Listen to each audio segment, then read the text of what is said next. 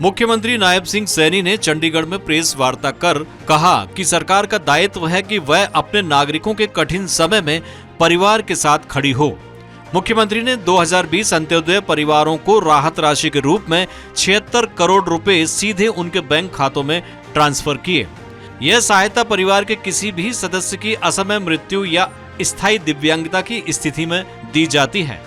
इसी सोच के तहत ये योजना ऐसे परिवारों को आर्थिक सुरक्षा प्रदान करती है जिनकी वार्षिक आय 1,80,000 रुपए तक है। उन्होंने बताया कि दयालु योजना 1 अप्रैल 2023 से लागू है और अब तक 36,651 परिवारों को कुल 1,380 करोड़ रुपए की सहायता दी जा चुकी है। उन्होंने कहा कि इस योजना के तहत 1,80,000 रुपए तक वार्षिक आय वाले परिवार के 6 वर्ष से 60 वर्ष तक की आयु के सदस्य की मृत्यु या दिव्यांग होने पर 5 लाख रुपए तक की आर्थिक सहायता प्रदान की जाती है। मुख्यमंत्री ने कहा कि जीवन लौटाया तो नहीं जा सकता, लेकिन आर्थिक सहारा देकर कठिन समय में परिवार को संभालना संभव है। दयालु योजना का संचालन इसी उद्देश्य के साथ किया जा रहा है। दीनदयाल उपाध्याय अंत्योदय परिवार सुरक्षा योजना हरियाणा सरकार ने चलाई हुई है। इस दयालु योजना भी कहा जाता है क्योंकि शॉर्ट नाम में इसको दयालु योजना का नाम दिया गया है। आज इसके तहत 2020 परिवारों के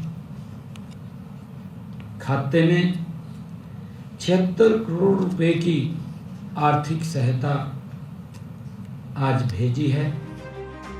मुख्यमंत्री नायब सिंह सैनी ने कहा कि हरियाणा के सड़क ढांचे को नई गति देने के लिए पीएम नरेंद्र मोदी ने प्रदेश को 2 बड़ी सड़क परियोजनाओं की सौगात दी है। सोनीपत और बहादुरगढ़ को जोड़ने वाले लगभग 2000 करोड़ रुपए की लागत से निर्मित 2 नए 4 लेन संपर्क मार्गों से इन क्षेत्रों में कनेक्टिविटी बेहतर होगी। मुख्यमंत्री ने कहा कि प्रधानमंत्री ने 11,000 करोड़ रुपए की लागत की 6 सड़क परियोजनाओं का उद्घाटन किया। इनमें से 2 परियोजनाएं हरियाणा से जुड़ी हैं। इनसे एनसीआर क्षेत्र को ट्रैफिक जाम और कनेक्टिविटी की चुनौतियों से मुक्ति मिलेगी। उन्होंने कहा कि इन परियोजनाओं के लोकार्पण से क्षेत्र में औद्योगिक विकास, रोजगार सृजन और यातायात सुगमता को नया आयाम मिलेगा। साथ ही राष्ट्रीय राजधानी क्षेत्र से हरियाणा के प्रमुख शहरों की कनेक्टिविटी और सुदृढ़ होगी। मुख्यमंत्री ने कहा कि प्रधानमंत्री के दिए जा रहे ये उपहार हरियाणा की प्रगति यात्रा में मील का पत्थर साबित होंगे। सीएम नायब सिंह सैनी ने कहा कि नई सड़क परियोजनाओं से सोनीपत और बहादुरगढ़ ही नहीं बल्कि आसपास के जिलों को भी लाभ होगा। उन्होंने कहा कि प्रधानमंत्री का हरियाणा से विशेष जुड़ाव है। प्रधानमंत्री का स्नेह और आशीर्वाद समय समय पर हरियाणा को मिलता है। उन्होंने हरियाणा के हितों को ध्यान में रखते हुए प्रमुख परियोजनाओं को मंजूरी देने के लिए हरियाणा की 2 करोड़ 80 लाख लोगों की ओर से प्रधानमंत्री का आभार व्यक्त किया। से 2 परियोजनाएं वो हरियाणा को जोड़ रही हैं।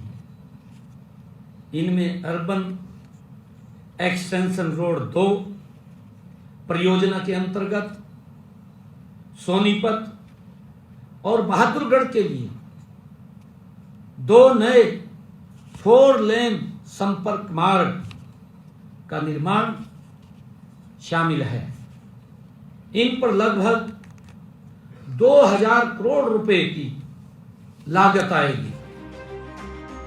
मुख्यमंत्री सैनी ने पूर्व प्रधानमंत्री स्वर्गीय अटल बिहारी वाजपेयी को श्रद्धांजलि दी।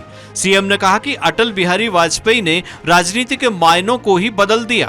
वो लंबे समय तक विपक्ष में रहे, लेकिन विपक्ष में रहते हुए भी उन्होंने राजनीति की शालीनता को बनाए रखा। जब जब सरकार जनता के हित में काम नहीं करती थी, तब भी वे अपनी मर्यादित भाषा के साथ सरकार को सचेत करने का काम करते थे। उनका व्यक्तित्व ऐसा था जो भारत की राजनीति में एक केंद्र बिंदु रहा। भारत की मजबूत विकास की नींव रखी ऐसे महान पुरोधा श्रद्धेय अटल बिहारी वाजपेयी जी की भी आज पुण्यतिथि है। हमने उनको नमन किया है।